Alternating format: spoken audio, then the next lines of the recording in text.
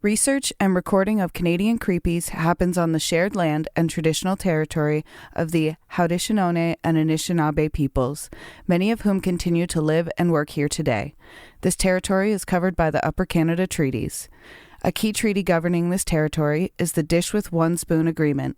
This treaty between the Anishinaabe, Mississaugas, and Haudenosaunee people binds them to share and protect the land. Subsequent Indigenous nations and peoples, settlers, and all newcomers have been invited into this treaty in the spirit of peace, friendship, and respect. We all share the responsibility of ensuring the dish is never empty, meaning we must take care of the land and the creatures we share in it. May 8th, 1984, a man in military uniform walks into Quebec's National Assembly carrying a submachine gun. In his mind, he wasn't just attacking politicians. He believed he was freeing Quebec from control, from oppression, from evil. But Denis Lortie wasn't a freedom fighter. He was a broken man, shaped by violence, betrayal, and voices that only he could hear. And by the time the day was over, 6 people would never go home. Welcome back to Canadian Creepies, where the darkness of our history isn't just remembered, it's felt. I'm Kyle. And I'm Valerie. Thanks for joining us today. This week and next, I'm going to do a take 2. This week and next, we're taking you into a chilling case that unfolds in 2 parts. Today, in part 1, we'll be exploring the shadows, the life, the trauma, and the descent. The slow, invisible buildup toward a tragedy that changed Quebec forever. Then, in part 2, we'll take you right into the day of the attack itself, the confrontation, the heroes, and the devastating aftermath. Before we dive in, a content warning. This episode discusses topics like childhood abuse, mental health struggles, and acts of violence. Listener discretion is strongly advised. And also, before we get into it, we had a comment on TikTok from Tara about one of our previous episodes, the episode Evelyn Dick. If you haven't listened to that one, it's episode 4. But Tara commented saying that her grandmother worked at the Kingston Penitentiary when Evelyn was there. And her grandma said that she was at work one day, and then the next day at work, Evelyn was gone. She served her time and then was relocated. Do you remember that case? I remember, yes. Yeah, so it's very cool that this woman found my post, and her grandmother worked at the Kingston Penitentiary. That is cool. And before I forget, I have to give a huge shout out to my favorite Australian listener, Amanda. Hi. Thanks for listening. Love you. Take care of yourselves and feel free to skip or pause if you need to. We'll be right here when you're ready.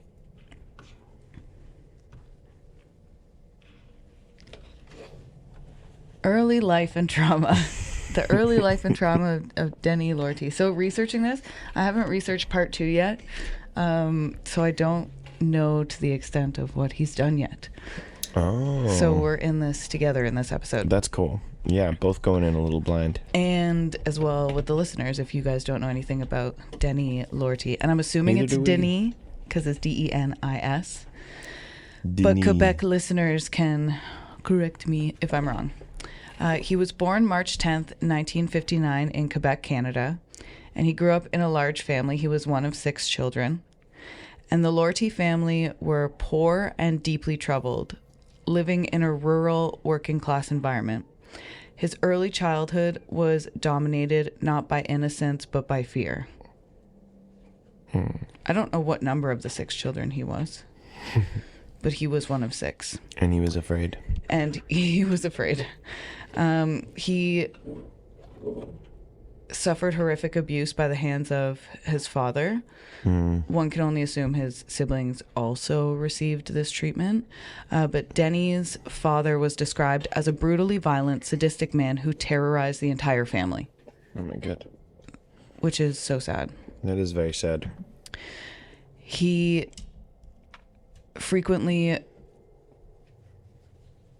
physically abused everyone in the family. Beatings were frequent and vicious, and Denis was routinely beaten, sometimes without clear provocation. And like, not that that matters, because when you're a child, like if you yell at a child, their nervous system can't recognize the difference between you just yelling to yell or you being mad at them. Yeah. You know what I mean? Or like they can't differentiate. They're just scared. I don't know if I can differentiate that either. Yes. I think it's hard for any of us to differentiate that. But yeah, so when it's like a dog. You don't rub their nose and poop because they don't have the recall to put that together that what they're doing is wrong, that you're just right. just traumatizing your dog. Yeah, you're just rubbing your dog's face and shit. Yeah. And then your dog's going to lick your face. So yeah.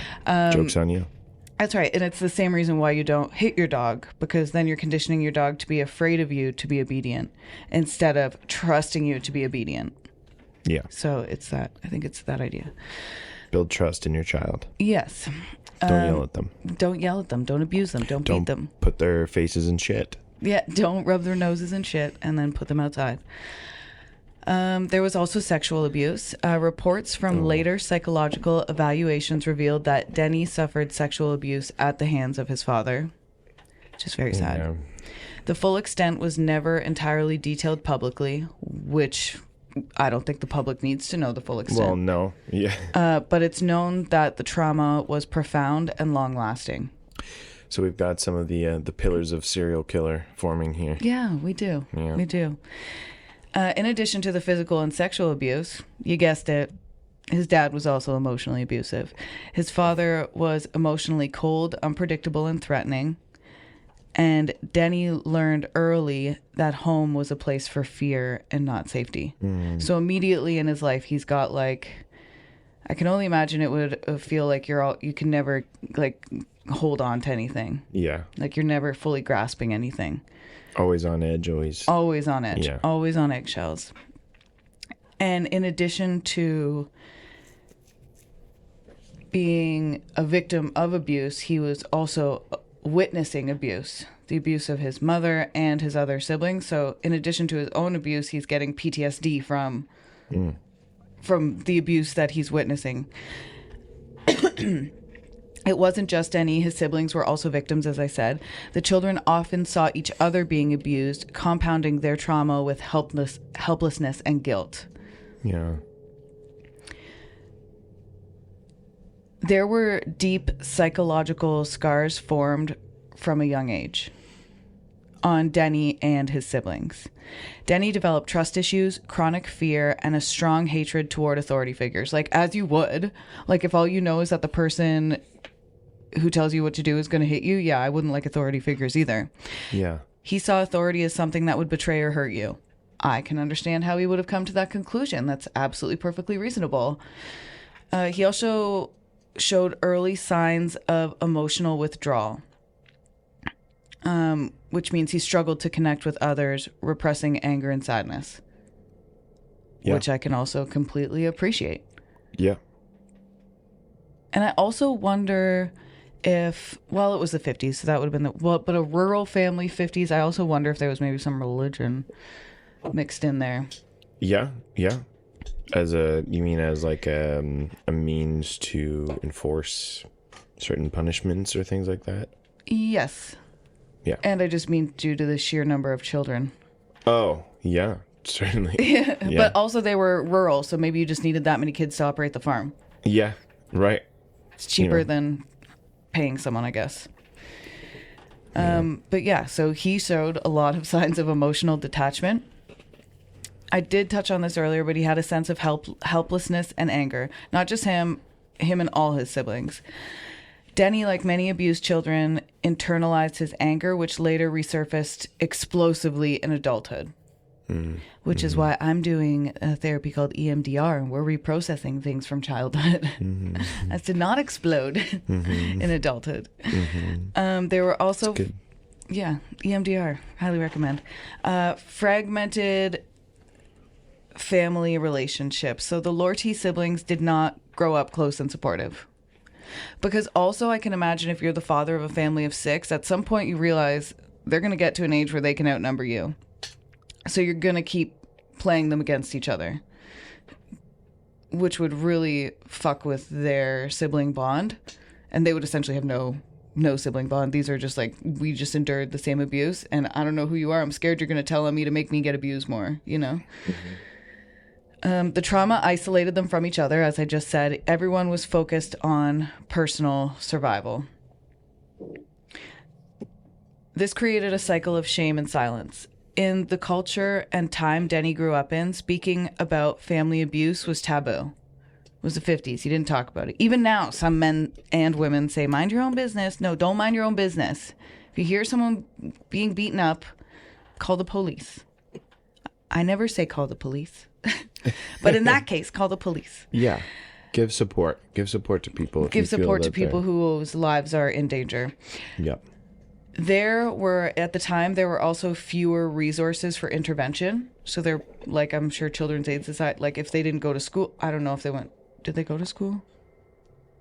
I'm going to assume they worked on the farm. But even if they did go to school, it's not like social services and the teacher, like the teaching code of conduct is the same, or like the legalities behind teaching and social services are the same. The children were conditioned to hide their pain and normalize the violence, believing no one would help them even if they tried. Yeah. Oh, which is heartbreaking. It's very heartbreaking. It's so sad for all of them. Well, this created generational trauma, naturally, and silence. And I'd bet even that father who was committing the abuse, I bet his father abused him as well. Yep. Generational trauma refers to the way trauma can pass down through families. We also hear the term generational trauma when we're referring to Indigenous folks in the residential school system. Right. And it is said that generational trauma can last in the genetics for up to 7 years. Like, trauma, like, messes with your genetics. Yeah. I mean, that makes sense. I also think it would make sense that, surrounding the experiences that your parents had, there would be obvious depression and sadness, if generations before you experience trauma, you would kind of pick up on that, like around, there would be a rhetoric formed around whatever they experience, kind of thing. Yeah, totally. It's like, there's probably many ways that it gets passed down. Yes, which goes perfectly into what I'm about to say.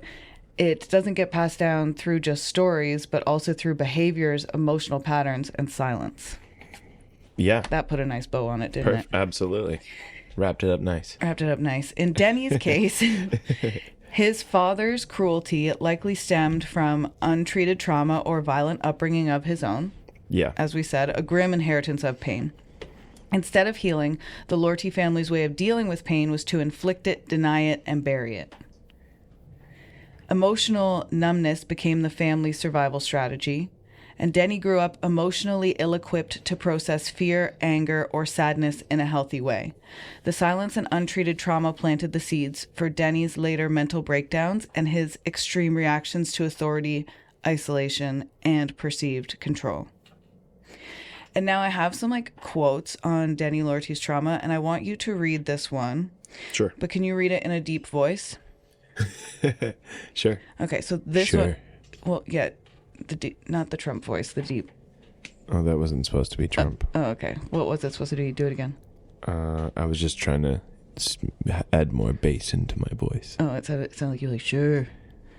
Sure. Yeah, like that. That's what I heard. Okay, so this quote is from a psychological evaluation in 1984. It happened after the attack, and it was included in one of the psychiatric reports after his arrest used during his trial. So not Trump voice. Not Trump voice. Okay, gotcha. The patient describes a childhood marked by extreme physical and sexual abuse. He expresses no trust in parental figures and associates authority with fear, betrayal, and violence. That was perfect. We got two more. The next one, you can do a different voice for this next one if you want. Okay. This next Bet one you know what it'll be. Is from court documents. It's a defense argument at the trial. This was part of the defense's argument trying to explain his mental health struggles without excusing his actions. Okay, I don't think I'm going to do a voice because I think it'll distract from. Okay. The accused grew up in a house of terror where violence was not an event, but a constant reality. His capacity to trust, to love, and to regulate his emotions was deeply, perhaps permanently, impaired. Nice. And we have one more from a later psychological review, which took place in the early 2000s. So this was written during later mental health evaluations while he was still in custody, but it's talking about his childhood trauma. It is evident that Lortie carries the scars of severe childhood trauma. His worldview remains deeply shaped by early betrayal and violence, contributing to persistent difficulties with authority and impulse control. So that speaks to his psychological state. Yes. So what happened to Denny after he experienced all this trauma? What do you think happened? What do you think? What career path do you think he took after experiencing all of this violent? Fry cook. Well. Dentist. Nope. Want to try one more time and then I'll tell you? Animal surgeon. Incorrect. He joined the Canadian Armed Forces. What? You mean he wanted guns? He wanted guns. That's in weird. the late 1970s, around 1979, when Denis Lortie was about 20 years old, he enlisted in the Canadian Armed Forces. He joined the regular force and served in the communications division.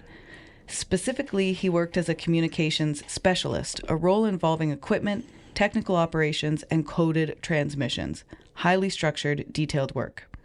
At first, military life seemed like it might offer him structure, purpose, and belonging, things he had been missing his entire life. Of course. However, the rigid discipline, the constant authority figures, and the demand for unquestioning obedience all began to clash with the deep psychological wounds Denny carried from his childhood. Yeah, that makes sense. It does make sense, doesn't it? He doesn't like authority. No, he doesn't. So he had some disciplinary issues and struggles fitting into military life. Yeah. Early in his military career, problems began to surface, which we're not surprised by. No, we knew that was coming. Denny was frequently reprimanded for minor infractions, tardiness, insubordination, and failure to follow orders exactly, which is so funny. So he would be like, I'll tie my shoe, but just one knot. If it was like supposed to be a double. Right, yeah. He was like, I'll brush my hair, but to the left. I'm doing the Dutchman's loop. That's right. Yeah. He's like, I'll show up for drill practice, but 1 minute late. Yeah. He was described by some superiors as being sullen, withdrawn, and at times defensive when corrected. Peers noted that Denny often struggled with teamwork, preferring isolation or only minimal communication. And he had authority clashes. His deep-seated distrust of authority led to strained relationships with officers and senior staff. And these disciplinary issues never escalated into major offenses, but they were persistent enough to stall his career progression and mark him as a problem soldier. So because he was marked as a problem soldier, this led to growing feelings of alienation and resentment towards authority. Makes sense. Yeah. So the military system is built on rank and command, which I didn't look into, but I assume that means you follow commands and then you get rank up. That tracks. You follow commands of the rank and then you rank up. And then you go up in the rank. I think it's a pretty simple principle. But this system, the military system, increasingly triggered Denny's unresolved trauma. Rather than feeling supported, Denny felt constantly judged, belittled, and controlled, echoing the feelings he had as a child under his father's abuse. As it would, because if he's not meeting the expectation he sets for himself or that the military sets for him, he's feeling like, I'm gonna die. Yeah, and I also feel like the way, I mean, you know, at least the military personnel are portrayed, they're strict. Yes, they're not nice. They come down on you. Hard. Especially if you're seemingly weak. Yeah, and if you are feeling defensive, it might also feel like abuse. Yes. Unjust abuse. Yes. Army sounds like the last place he should have been. Yeah, he should not have gone there. Yeah. Eventually, he began to resent not just individual officers, but the military as an institution. Yep. Yep.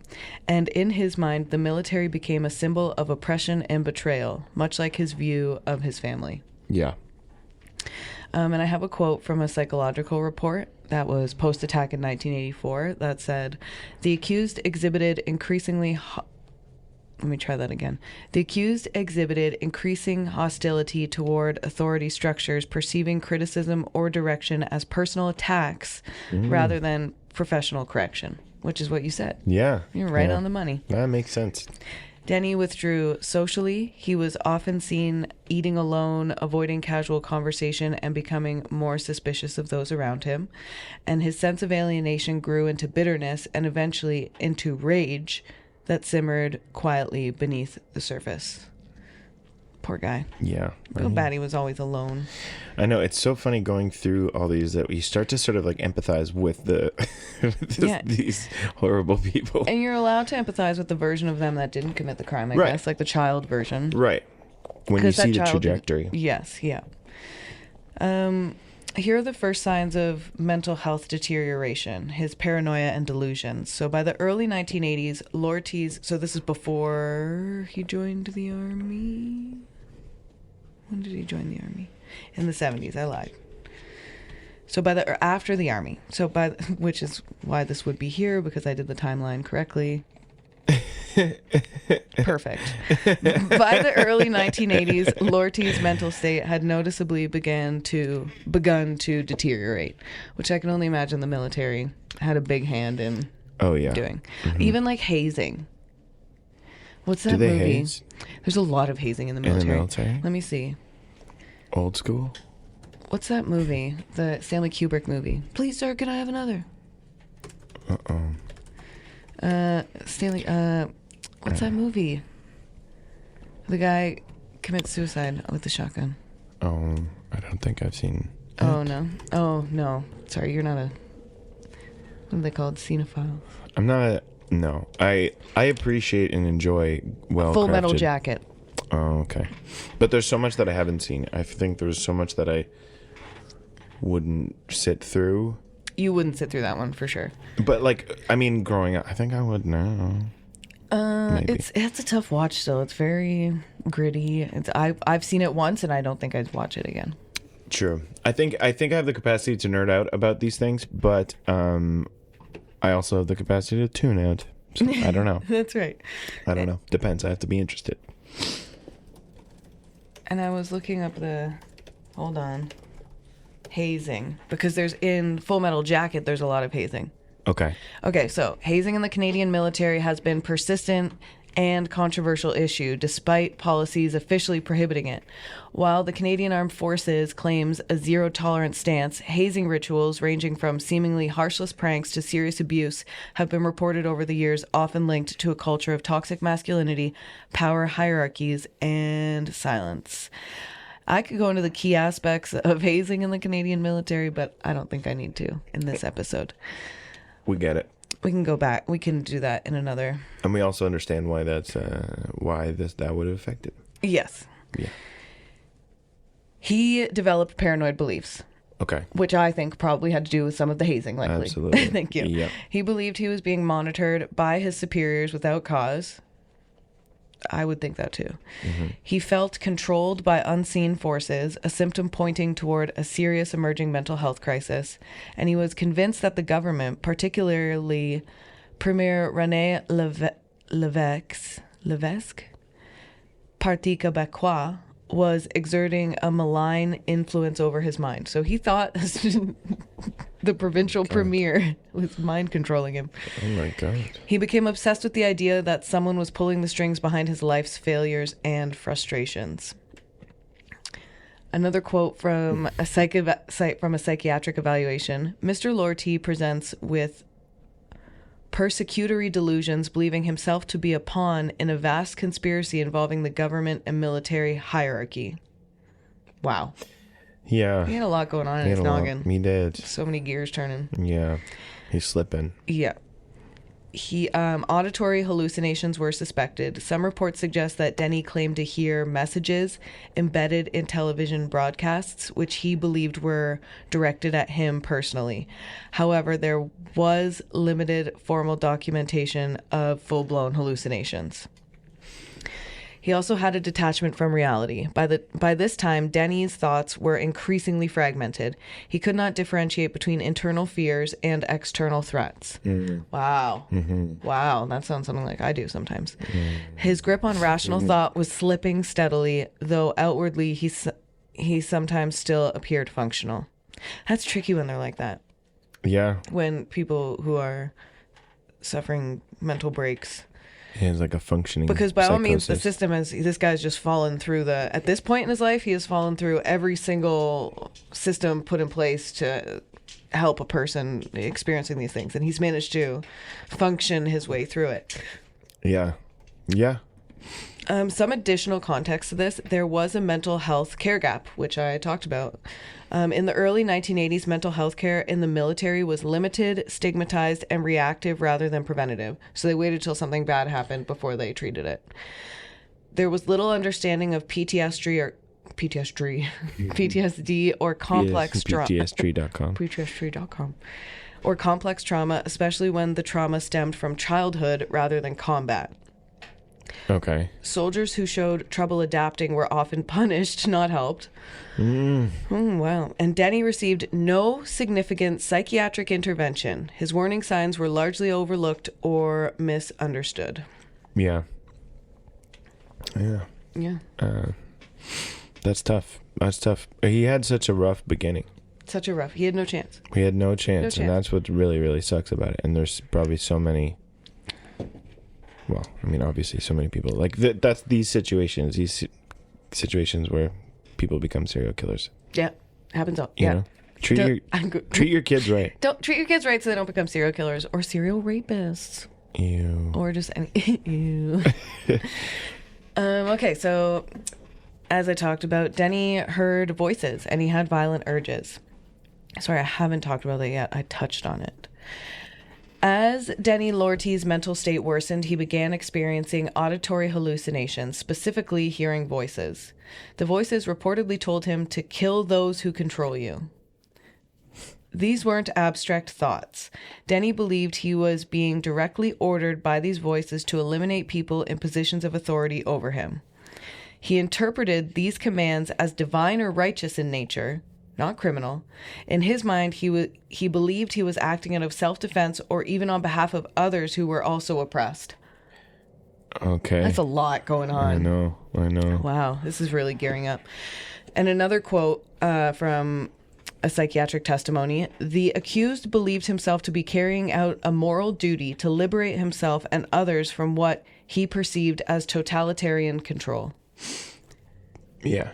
So he's like, he's got to be the vigilante. Yeah. Of justice. That's right. And it's gonna go poorly. Yes. As we'll find out soon. Yeah. These hallucinations combined with his paranoid beliefs about the government created a complete collapse of reality in Denis' mind. And he had a big hatred towards the Quebec government. Yeah. His paranoia zeroed in on a specific target, the Quebec government, especially the Parti Québécois under Premier René Lévesque. Lortie blamed the government for his personal lack of freedom, the betrayal of traditional values. He saw the government as secular and corrupt, and the feeling that ordinary people like himself were being controlled, manipulated, and crushed.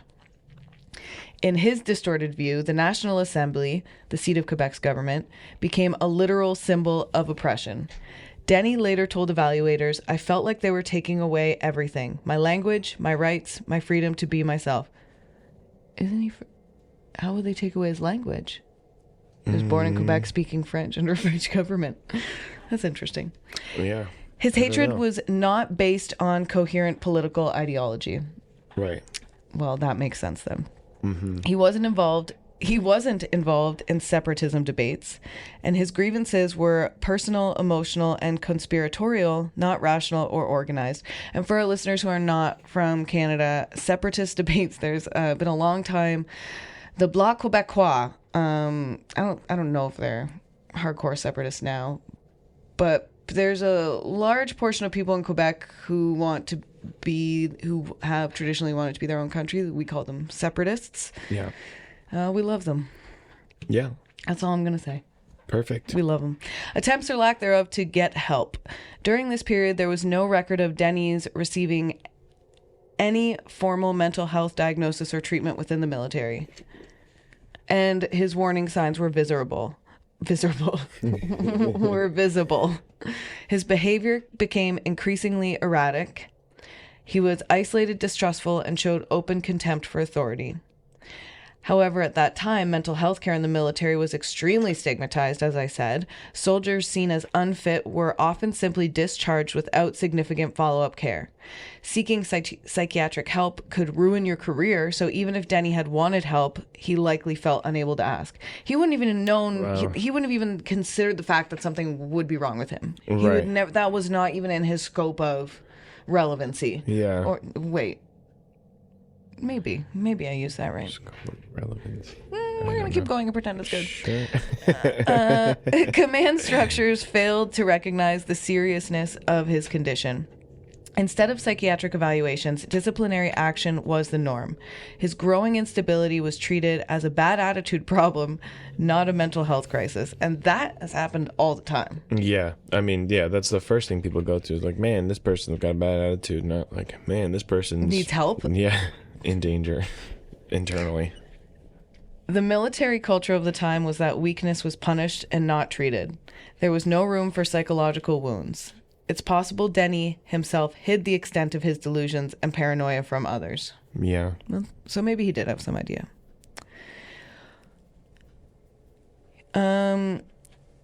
While struggling inside the military, Denis also faced a collapsing home life. Throughout all of this, he had managed to marry a woman named Suzanne.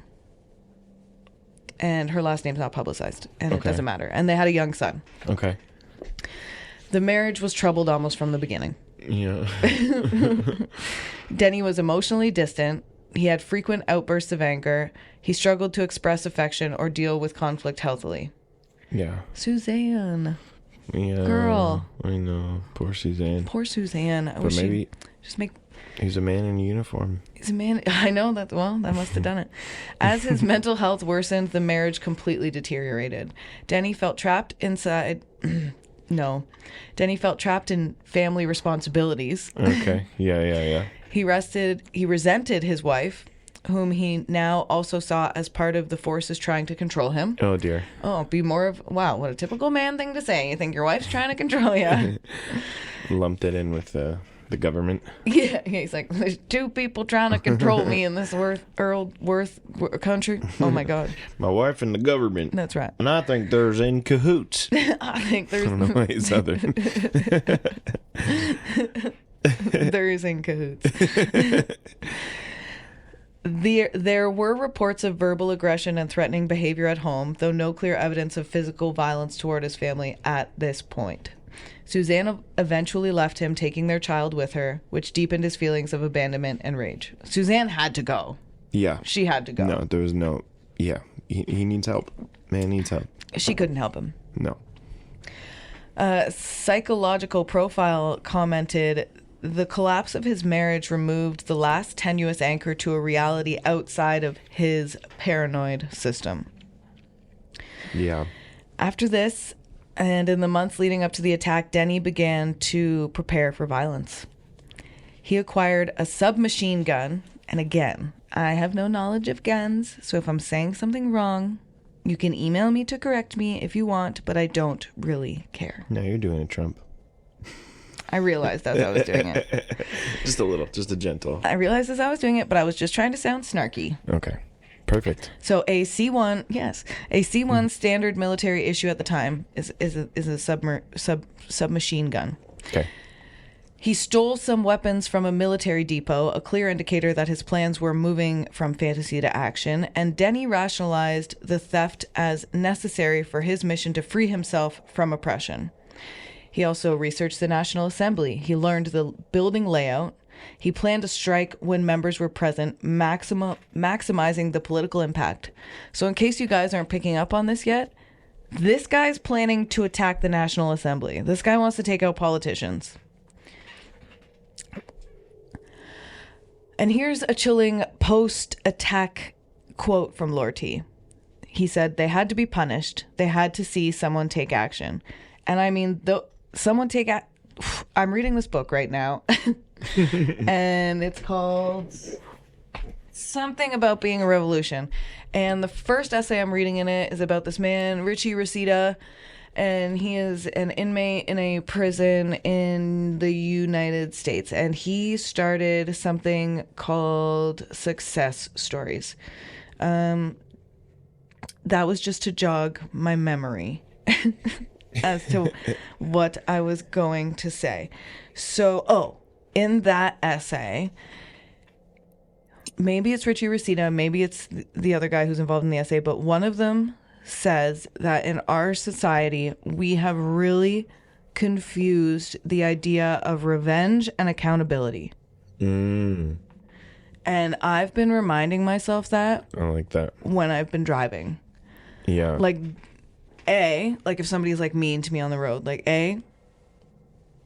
I just want revenge on them because they were mean to me. I'm realizing that's the feeling I'm getting. And then I'm going, okay, but then my thoughts are like, well, I wish a cop would pull them over so I can get a ticket for being so mean to me. And I'm like, and that's the accountability part.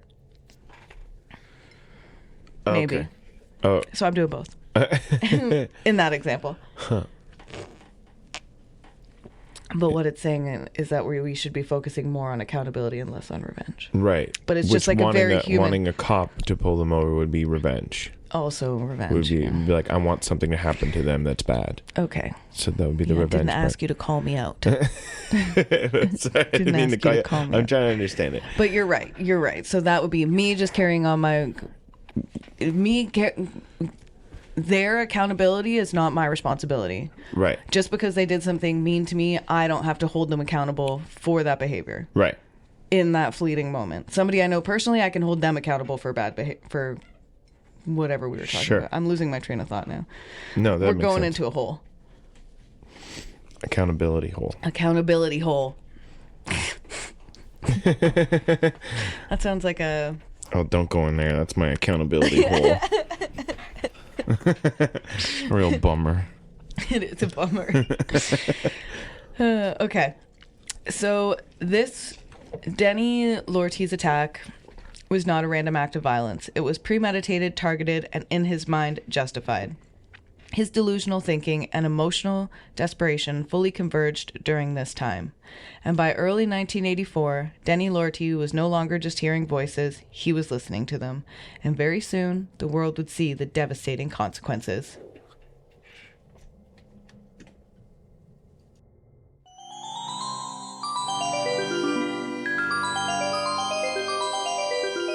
You. Yeah, you. Still haunting the same old fast fashion? Time to dig up something better with Back from the Dead Goods, a Canadian small business where forgotten threads get a second life and sustainability meets spooky. This isn't just upcycled clothing. It's resurrected fashion with an eerie edge. Handpicked, reworked, and revived, every piece is as unique as a ghost story whispered at midnight. And because you're a part of the Canadian Creepies family, you get an exclusive deal. Use code Canadian Creepies at checkout for 10% off. Find them lurking on Instagram, Etsy, and Poshmark. Links are in the episode description. Give your wardrobe a second chance at life, if you dare. Hey creeps, it's Valerie here. And if you're anything like us, you love capturing a moment, whether it's spooky, sweet, or somewhere delightfully in between. Let me introduce you to our go-to for stunning shots, darkroom photography based right here in the heart of the Niagara region. Mel, the brilliant eye behind the lens, is a lifestyle and creative photographer who brings a little bit of magic and maybe a touch of mystery to every session. She's got all her prices listed right on her website, super transparent, no tricks, and she runs killer seasonal specials around Mother's Day, Halloween, Christmas, and more. I'm telling you, her Halloween sessions, creepy perfection. So, if you're in the Niagara area and looking to capture memories that are hauntingly beautiful, hit up Mel at darkroomphotography.ca or check out her work at www.darkroomphotography.ca. That's Darkroom Photography, where your memories come to life, even in the dark. Support reproductive justice in Niagara. Niagara Reproductive Justice is a grassroots collective based in the Niagara Region of Ontario, working to increase visibility and access to sexual and reproductive health care. They support people seeking abortion and other essential care by offering transportation, financial assistance, logistical help, and emotional support. Here's how you can help. You can make a one-time donation. Send an e-transfer to niagarareproductivejustice@gmail.com. Your support helps cover costs like gas for volunteer drivers, overnight stays, childcare, and other urgent needs. You can also support monthly via Patreon. Join their Patreon and support the cause month to month. It's patreon.com/Niagara Reproductive Justice. And you can volunteer your time.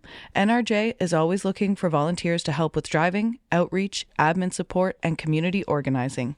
If you're looking to make a real impact in the Niagara region, this is a great place to start. Contact them via email or DM them on Instagram or Facebook to learn more. You can find them on Instagram at Niagara Reproductive Justice and on Facebook at Niagara Reproductive Justice. Help amplify access to reproductive care right here in our own backyard. Whether you donate, volunteer, or spread the word, you're a part of the movement.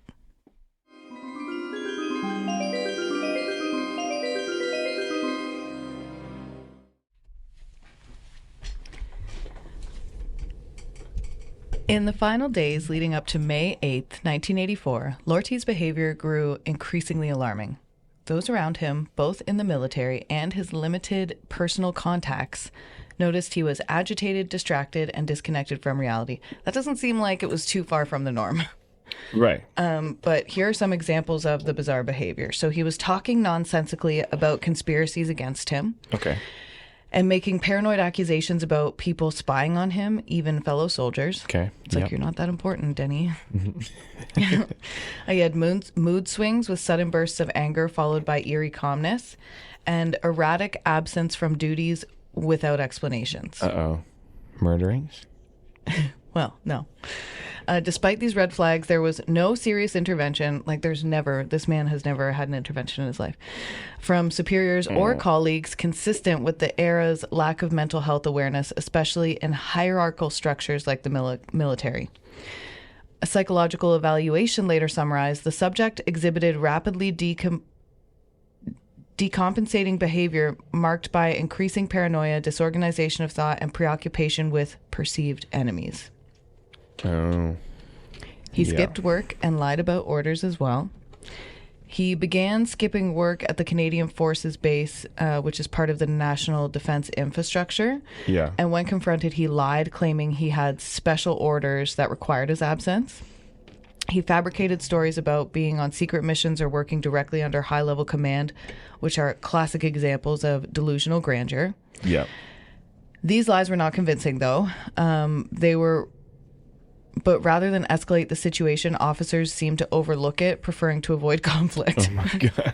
They're like, oh, that's just Denny telling his stories again. Yeah, crazy Denny. Yeah, that's right. Best not to take Let him do his thing. He's talking to the wall. Leave him alone. Military testimony later revealed there was a culture of allowing problematic soldiers to drift rather than confronting them when no immediate danger was perceived. Nice. Yeah. Had superiors dug deeper, they would have uncovered his unauthorized possession of weapons and his unraveling state. But no one did. Awesome. No evaluation. None. He eventually stole a military vehicle.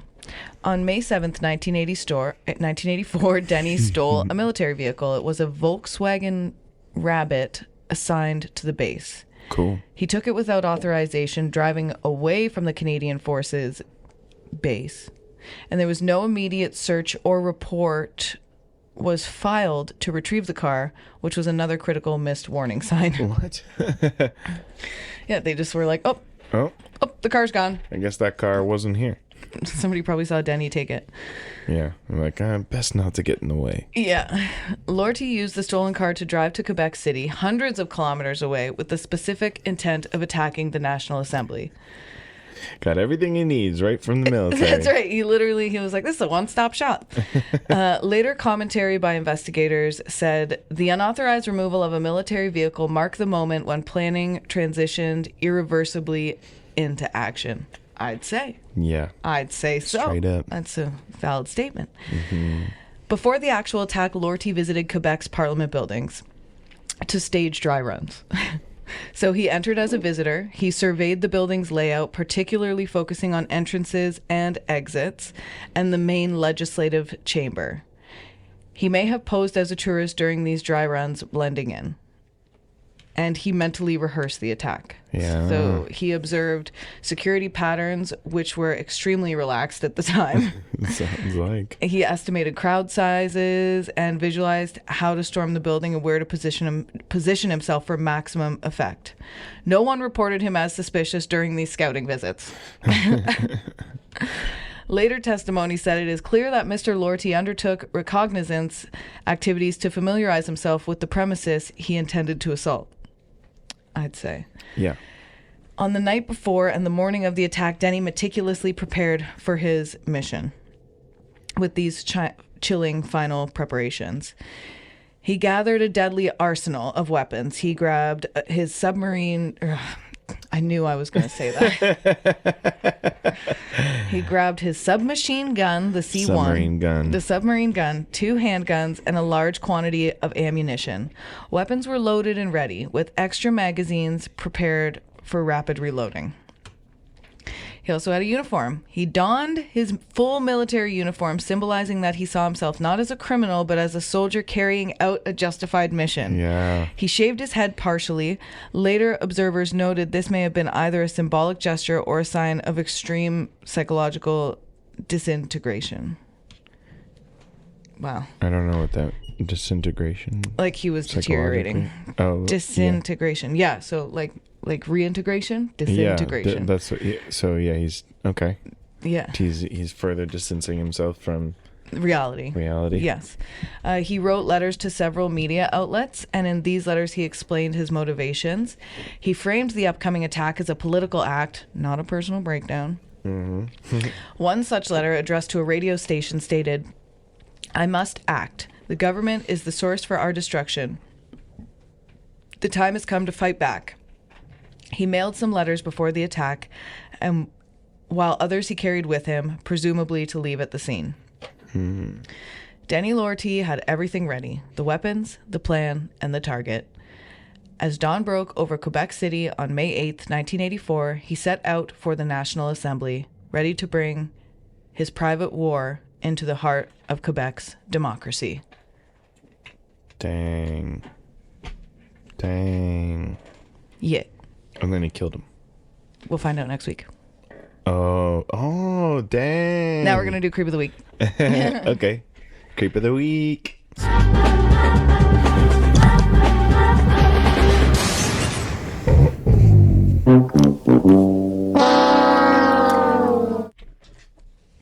This week's Creep of the Week is none other than Arnold Viersen, the Conservative MP from Alberta who's made it his mission to roll back reproductive rights in Canada. From celebrating the overturning of Roe v. Wade to pushing petitions against abortion access, Viersen's actions are a stark reminder of the ongoing challenges to bodily autonomy. Let's delve into his statements and understand the implications of his stance. Also, I read somewhere that he would like criminalize cannabis again if he could.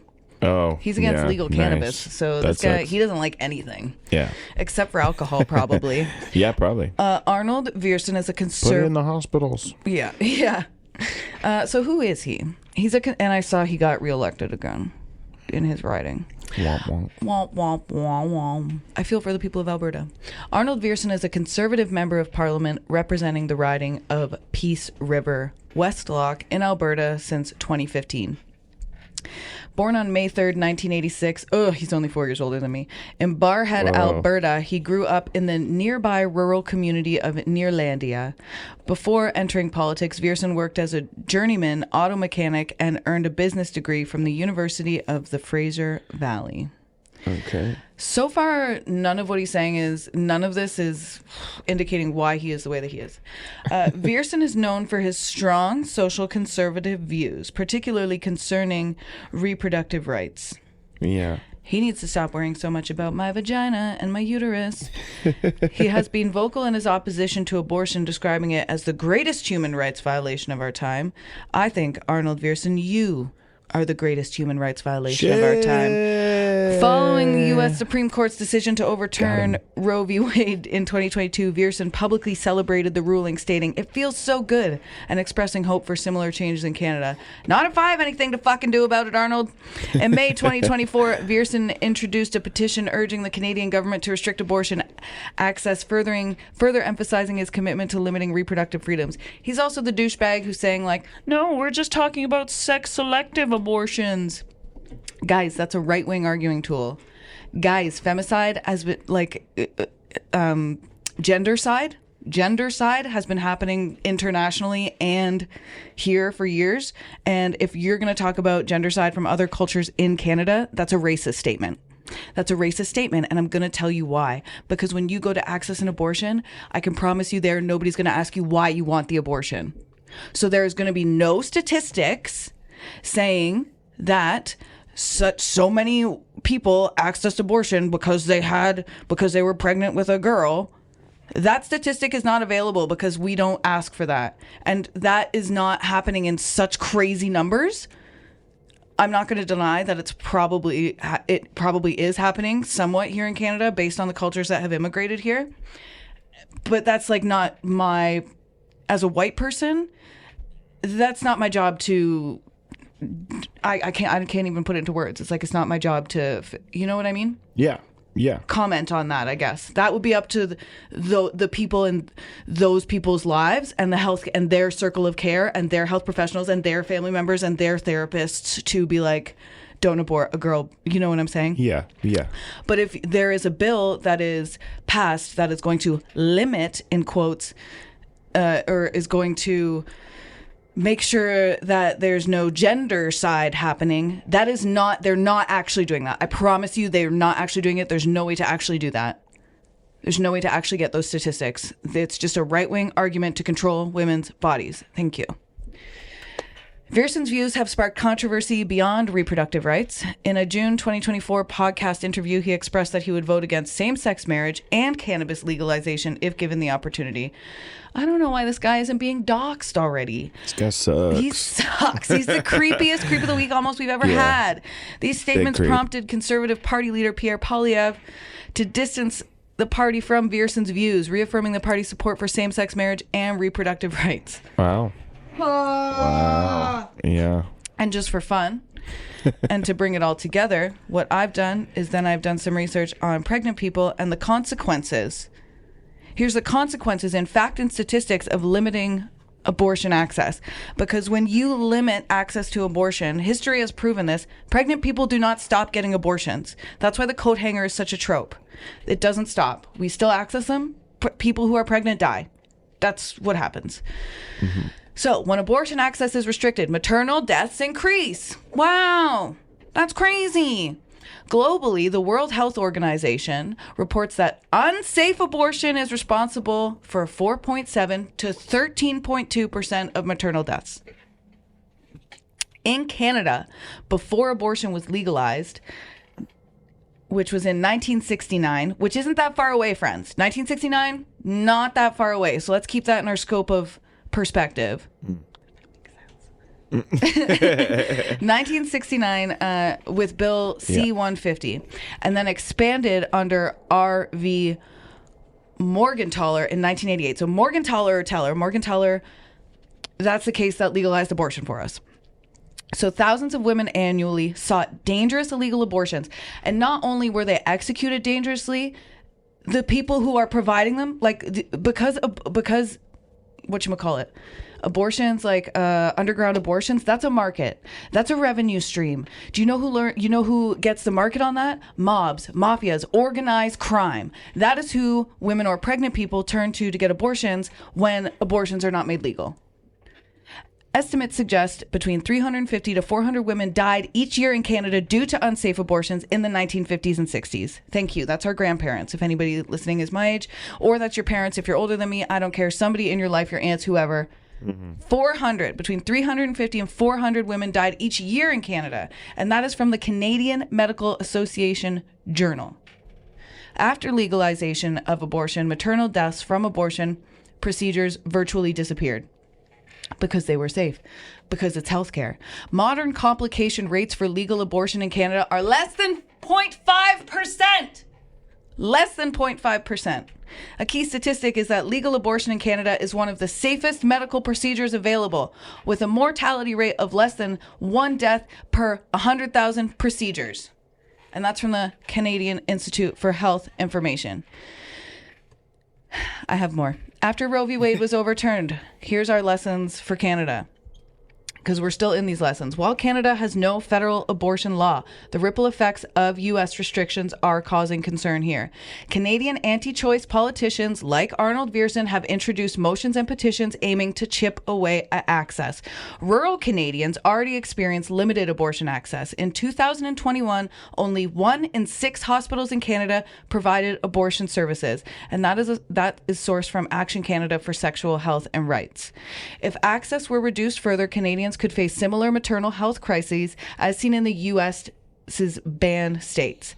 People in rural and Indigenous communities would be disproportionately harmed. And here's unsafe abortions when access is denied. Globally, 45% of abortions are unsafe where access is restricted. In Canada, before legalization, some estimates suggest tens of thousands of Canadians sought secret, dangerous procedures yearly. Wealthy women could travel. Poor and marginalized women face the most danger. Again, we had to go to mobs, folding tables, and back alleys with rusty fucking whatevers.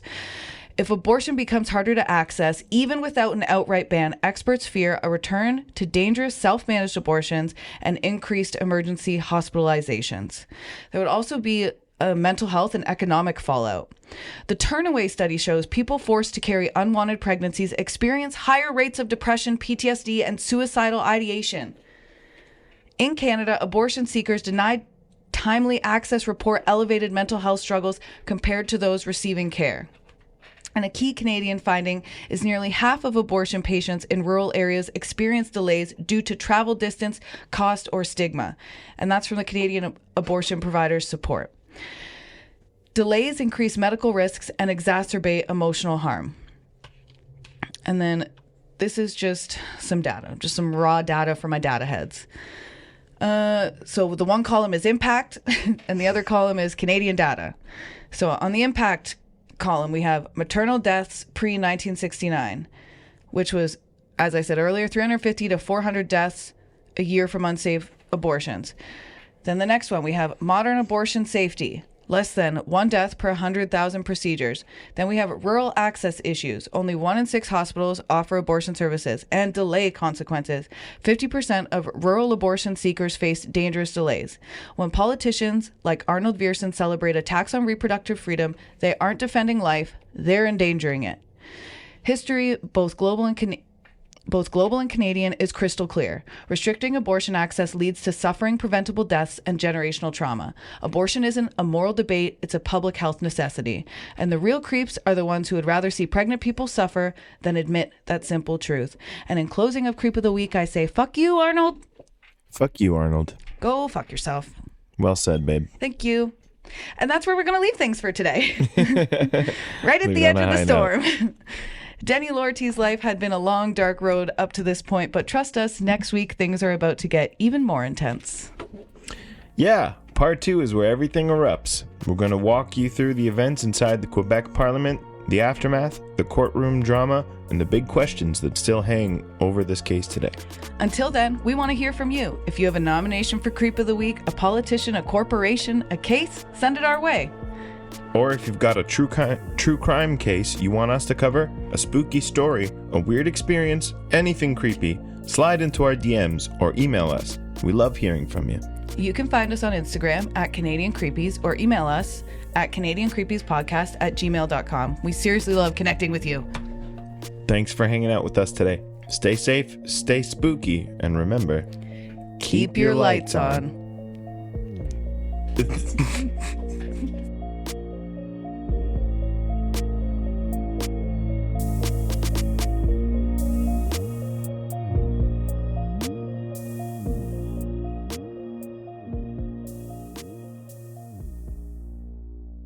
Thank you to Kyle McDonald for editing and composing our theme song.